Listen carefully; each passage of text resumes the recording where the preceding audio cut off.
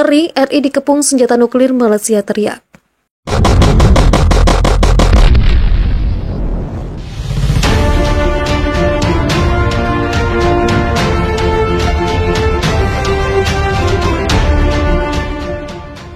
Pembentukan Fakta AUKUS, yakni aliansi pertahanan baru antara Amerika Serikat, Inggris, dan Australia, membuat negara Asia Tenggara khawatir.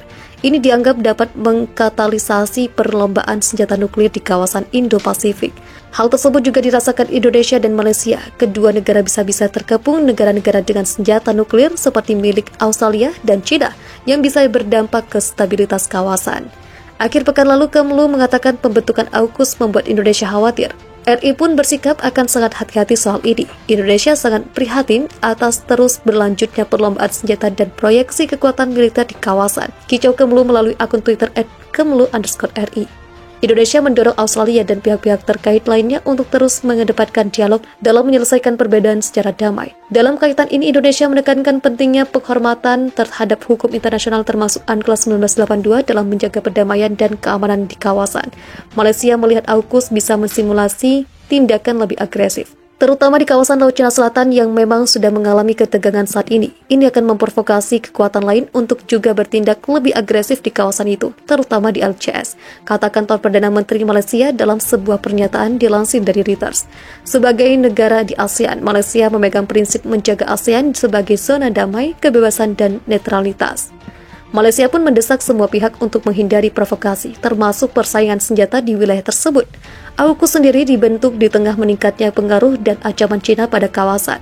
Di bawah fakta ini, Australia akan mendapatkan bantuan dalam memperoleh kapal selam tenaga nuklir, sehingga memungkinkan angkatan lautnya untuk melawan kapal bertenaga nuklir China.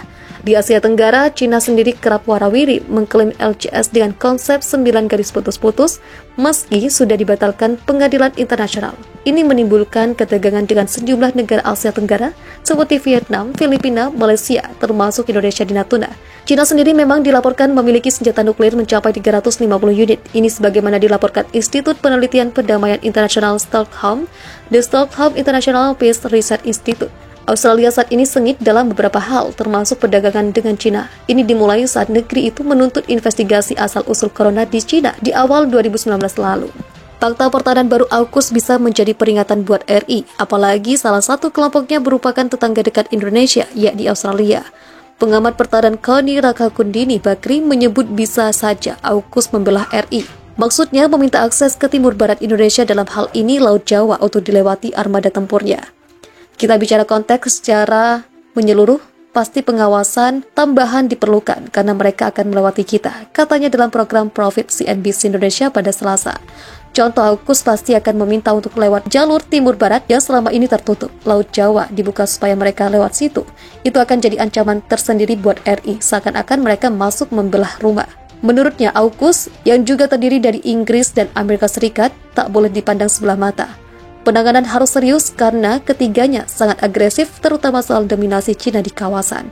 Ia pun meminta RI tak hanya jadi penonton, RI tegasnya harus menentukan sikap. Apakah kita di tengah-tengah, apakah ikut salah satunya yang besar, ataukah kita kendalikan? Karena kita punya posisi geopolitik yang strategis dan signifikan, tegasnya lagi. Pemerintah pun, kata Koni, harus mampu untuk memodernisasi kekuatan alutsista yang dimiliki. Anggaran pertahanan dirancang berpatok pada ancaman-ancaman yang dapat merusak stabilitas, baik dalam negeri maupun luar negeri.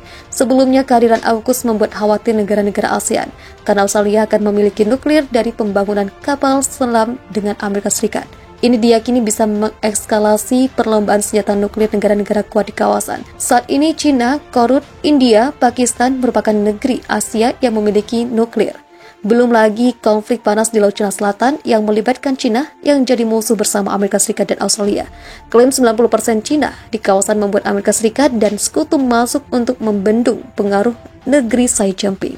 Korps Marinir Amerika Serikat telah mengirim jet tempur siluman F-35C sebagai bagian dari kelompok serangan kapal induk. USS Abraham Lincoln telah memulai pengerahan terjadwal ke kawasan Indo-Pasifik. Setelah pensiun dari FA-18C Hornet Squadron Marine Fighter Attacks, Korps Marinir Amerika Serikat yang biasanya mengoperasikan varian Short Take-Off Vertical Landing F-35B juga mulai menggunakan F-35C. Hingga saat ini, hanya Angkatan Laut Amerika Serikat yang mengoperasikan varian C. Di Eurasian Times, sebelumnya melaporkan bahwa Marinir Fighter Squadron serangan 314 pada Juli 2021 telah mengumumkan bahwa jet tempur Angkatan Laut Amerika Serikat generasi kelimanya ditunjuk sebagai Black Knights telah mencapai kemampuan operasional penuh.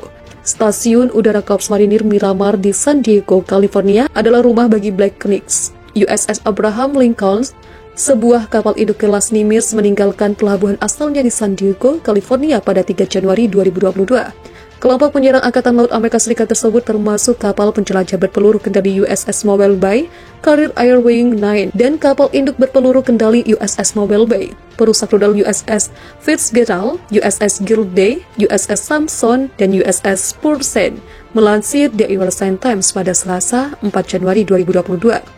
Menurut siaran pers, Angkatan Laut Armada Ketiga Amerika Serikat yang merupakan bagian dari Armada Pasifik Amerika Serikat bertanggung jawab atas Angkatan Laut di Indo-Pasifik dan bertujuan untuk memberikan pelatihan yang realistis dan relevan yang diperlukan untuk melaksanakan tanggung jawab Angkatan Laut Amerika Serikat dengan sempurna di seluruh spektrum operasi tempur. Kelompok penyerang juga akan bekerja sama dengan sekutu dan mitra Amerika Serikat untuk memperkuat kebebasan navigasi, supremasi hukum, dan nilai-nilai lain yang mendasari keamanan di kawasan Indo-Pasifik menurut pernyataan itu.